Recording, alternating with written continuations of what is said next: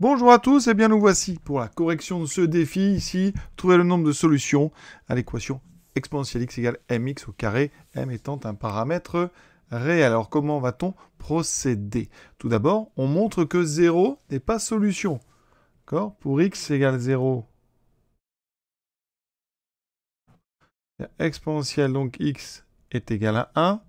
Et si on regarde mx carré, vaut toujours 0, parce que ça me fera m fois 0 carré. Donc, déjà, 0 n'est pas solution. Donc, on peut travailler sur l'ensemble des nombres différents de 0. Donc, on travaille sur l'ensemble qu'on appelle R étoile. Les entiers privés du nombre 0. Les réels privés du nombre 0. Là-dedans, on va utiliser une fonction. Soit f, donc la fonction qui a x associe exponentielle x sur x carré. Et cette fonction, je la définis bien sûr sur R étoile. Pourquoi je fais cette fonction? Pourquoi j'introduis cette fonction? Eh bien parce que résoudre exponentielle x égale mx carré, ça revient à trouver le nombre d'antécédents du réel m. D'accord?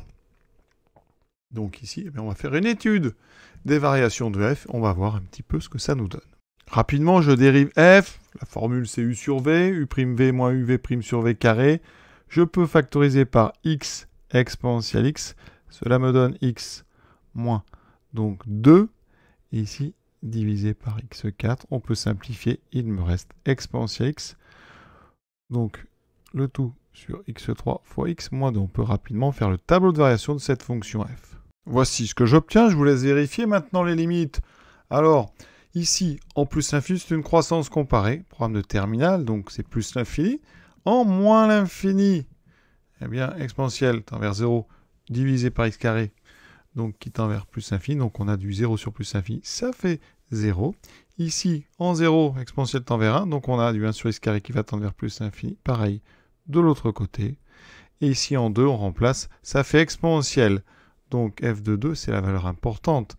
Exponentielle 2 sur 4. Maintenant, on a presque fini cet exercice. Maintenant, il s'agit d'utiliser plusieurs fois le TVI et son corollaire. La fonction f, elle est continue sur chacun des intervalles. On va avoir 3 intervalles importants. Donc ici, premier cas, vous voyez bien, si on prend m inférieur ou égal à 0, alors, eh bien, comme e carré sur 4 est strictement positif, eh bien, on n'a pas de solution. Donc, pas de solution. Effectivement, ici, on n'est jamais en dessous ou sur l'axe des abscisses. La deuxième valeur importante, c'est ce e carré sur 4. Si m est entre 0 et e carré sur 4, on aura une seule solution qui sera entre moins l'infini et 0. Ici, alors je vais faire un petit schéma pour que vous compreniez mieux. Et je l'ai fait avec GeoGebra ici. Si on prend donc m plus bas que 0, plus petit que 0, et bien vous voyez que la courbe ne va jamais en dessous de l'axe des abscisses. Donc on n'a pas de solution. Maintenant, si on se place entre 0 et e carré sur 4, alors ici sur le dessin, ça sera entre ces deux points-là. Vous voyez? Ce point ici qui est le minimum local ici, eh bien il a pour ordonnée e carré sur 4. Donc si je me place entre deux, oui, je n'ai qu'une solution. Ça, je le prouve facilement avec un corollaire du TVI. Donc on a alors une solution qui est entre moins l'infini et 0 exclu. Maintenant, si m égale exactement e carré sur 4, on a ici bien la tangente au minimum local. On a donc deux solutions.